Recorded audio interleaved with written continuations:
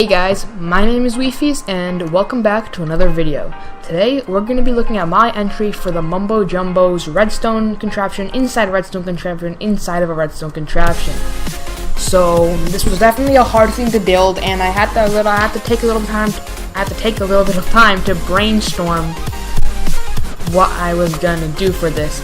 And I'm kind of bending the rules with this contraption, but I mean, it's still pretty cool, and I worked on it for quite a while, and it looks complicated, but it's not that big.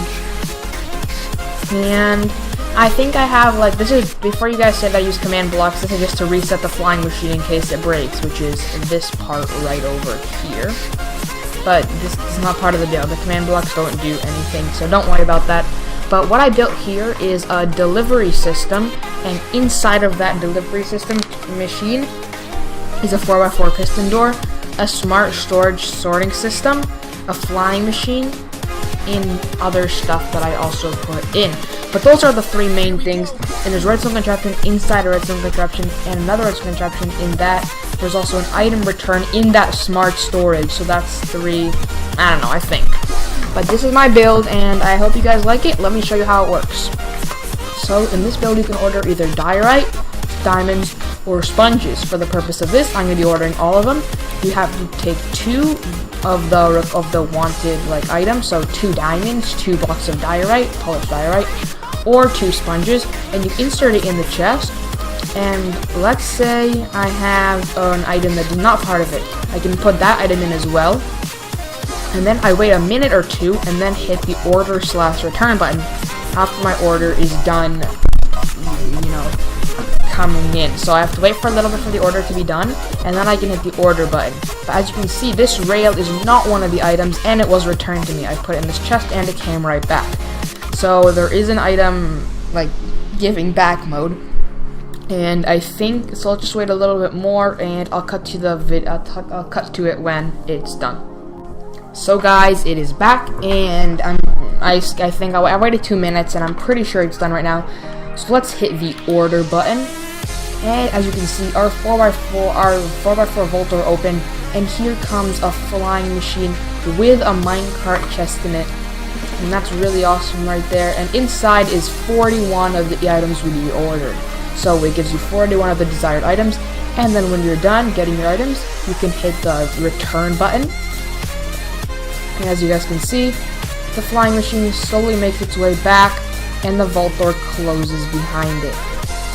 And now I'm gonna try to explain how this thing does work. So I don't know, hopefully you guys can understand this, but this is completely flush except for this tiny redstone torch right here. But other than that, that's completely flush with the floor and everything. And here is the back of the contraption. So first I'll be going over the item return because that's the easiest part. If you guys want a tutorial though, be sure to comment down for that, and I'll show you how to make the important circuits for this. But for now, the item giving. So this is a smart storage system right here, and inside of that contraption there's also a contraption that sends the item back. So here is so inside of our return circuit there's also a storage circuit. So here is all the items. There, as you can see, those are our sponges, and the rest of the items are from previous tests. But if we head inside here, we see that when the items go through the chest, sorry, this is a really bad camera. When the items go through the chest, they go down this hopper line, and if they're diorite, they'll go in here. If they're sponge, they go in here, and if they're diamonds, they're gonna go in here. If they're not any of them, they'll keep going, and then we get over to the red circuit, which is kind of like a 3-dropper elevator that eventually shoots the item at the slab, through the slab at the top. So as you can see, there it is. And let's just throw an item in there. You can see that you can get shot out of the top. So that works pretty good. And now when, let's say, so this is all color coded, so this is sponge, this is diamond, and that's diorite, because the color, so we'll just follow one of them because they're all basically the same. So the diorite ends up in here, and it doesn't go, it doesn't go down because this hopper is locked. And so when you put an item in, this comparator, you set an output that goes around, unlocks the hopper, and that means the item can flow through. But it also, the comparator sends out a pulse that goes up this redstone torch tower and into this pulse extender. And this pulse extender right here, like the comparators and everything, shoots out a piston with a redstone block on its face. That goes into a comparator, and you guys know, and hopefully you guys know that once there's a redstone block in front of a comparator, it'll start making a clock. And then, so that keeps going for a little bit, and that basically hooks up into a dropper filled with the desired item. And that is the same with here. See, pulse extender, clock, and pulse extender, clock, and you get 41 of your desired item. Now the flying machine is a bit different. The flying machine isn't too complicated. Basically what we have here is, I'll try to show you guys the design. So ignore the obsidian. So here's the flying machine. You have this observer in the front, and then two sticky pistons, one facing this way, one facing that way, with slime blocks on their faces. And it's basically a mirrored image. So here's another observer, and they're both facing with the red part inwards.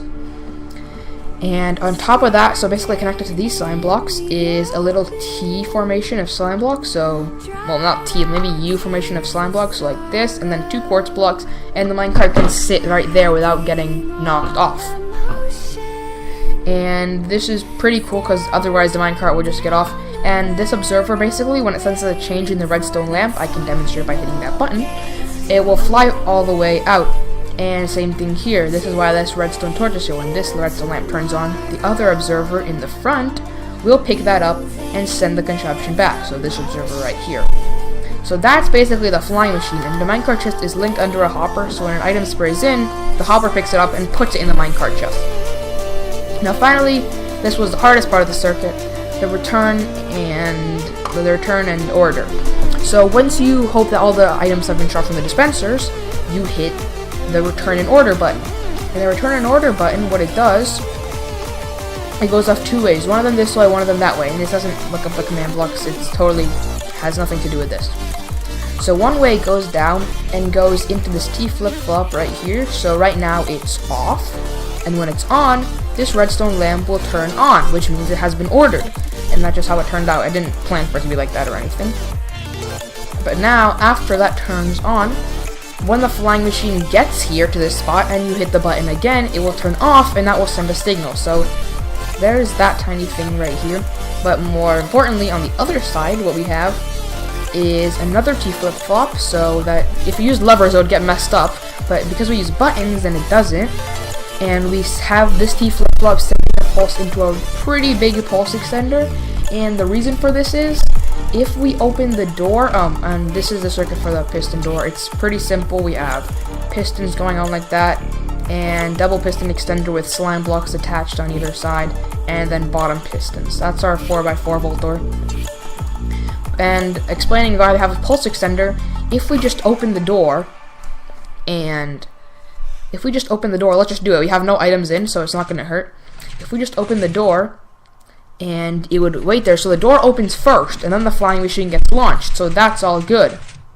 But when we send it back, if the door is going to close before the flying machine launches, then the door will close and the flying machine won't be able to get back. So this, when you turn the button off, when you hit the button again, you can see that this pulse, even though it's off, it still keeps the door open, and that's why we need that extended pulse. And it is a bit too long, but it still does the job well.